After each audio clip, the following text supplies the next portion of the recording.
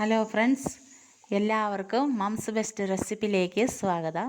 നമുക്കിന്ന് ഈ വീഡിയോയിൽ പാൽ കൊണ്ട് എങ്ങനെ എളുപ്പത്തിൽ പനീർ ഉണ്ടാക്കാമെന്ന് നോക്കാം. ഞാനിവിടെ 1.25 ലിറ്റർ പാലെടുത്ത് തിളപ്പിച്ച് ആറിയതിന് ശേഷം പാടയെടുത്ത് മാറ്റി വെച്ചിട്ടുണ്ട്. ഇത് നമുക്ക് ഒന്നുകൂടെ എടുത്ത് ചൂടാക്കാം. ഞാൻ സ്റ്റൗ കത്തിച്ച് പാലടുപ്പ വെച്ചിട്ടുണ്ട്. ഇത് നമുക്ക് ഇളക്കിക്കൊണ്ടിരിക്കാം. ഞാൻ ഹൈ ഫ്ലെയിമിലാണ് വെച്ചേക്കുന്നത്. പാല് നല്ലപോലെ ചൂടായി വരുന്നുണ്ട്. നമുക്ക് പാല് തിളയ്ക്കുന്ന മുന്നേ വേണം നമ്മൾ ഇതിലേക്ക് കുറച്ച് വിനീഗർ ഒഴിക്കണേ. വിനീഗറിന് പകരം നാരങ്ങ പിഴിഞ്ഞൊഴിച്ചാലും മതി.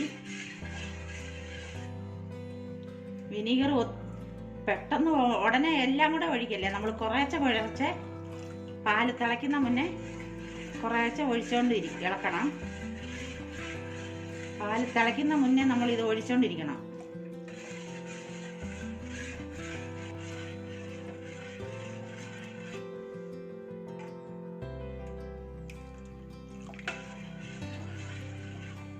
ഞാൻ 3 പ്രാവശ്യമായിട്ട് വിനീഗർ കുറേശ്ശെ ഒഴിച്ചേ.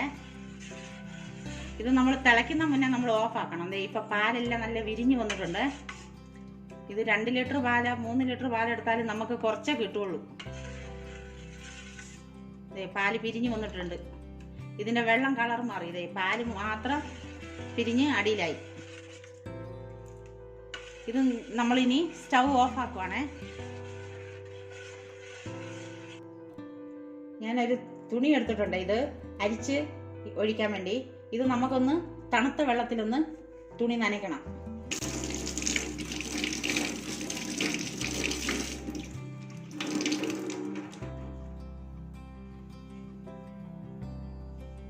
ഇത് നമുക്ക് ഇനി ഇതിലേക്ക് അരിച്ചൊഴിക്കാം.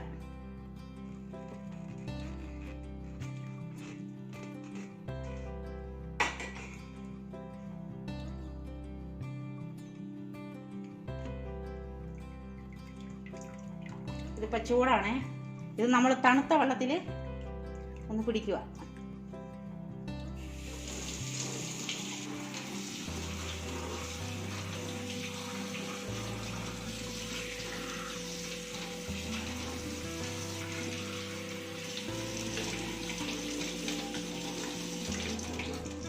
നമ്മൾ തണുത്ത വെള്ളത്തിൽ ഇത് ഫുള്ള് കഴുകിയെടുത്തു. ഈ വിനീഗറിന്റെ പുളിയൊക്കെ പോകാൻ വേണ്ടിയാ, പിന്നെ ഇത് തണുക്കാൻ വേണ്ടി.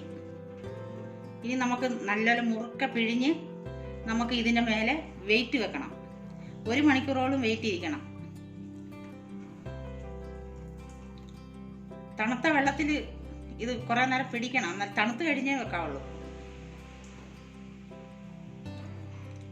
നമ്മൾ 1.25 ലിറ്റർ പാലെടുത്തത്. അതെ, കിട്ടിയത് കുറച്ചേ ഉള്ളൂ.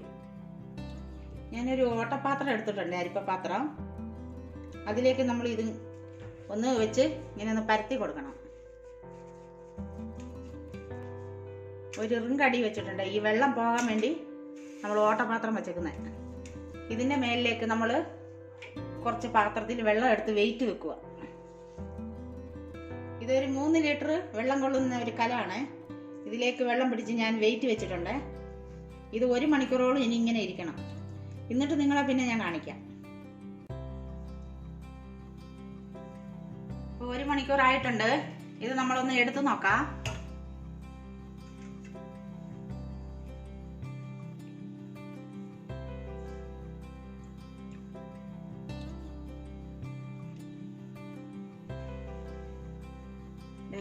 അപ്പം പോലെ ആയിട്ടുണ്ട്. ഇത് നമുക്കൊന്ന് മുറിച്ചെടുക്കാം.